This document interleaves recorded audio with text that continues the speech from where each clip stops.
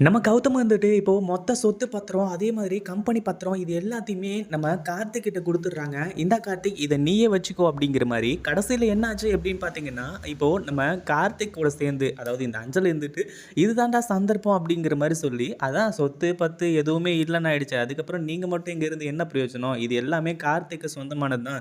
ஏதோ உங்களுக்கு சொந்தமானத ஏதோ தூக்கி குடுக்குற மாரி அவ்ளோ பில்டப் பண்றீங்க. அப்படி இப்படிங்கிற மாரி சொல்றாங்க.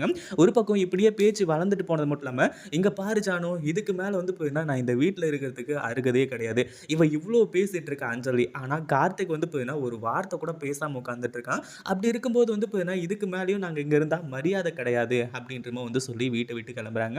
ஏற்கனவே கார்த்திக்கு நான் அந்த பத்திரத்த எல்லாத்தையுமே இப்ப எடுத்து குடுக்கும்போது கொஞ்சம் அதாவது பாதிக்கு பாதி வந்து போயினா என்னடா இது நம்ம இப்படி தப்பு பண்றோமோ அப்படின்ற மாரி வந்து நெனச்சாங்க.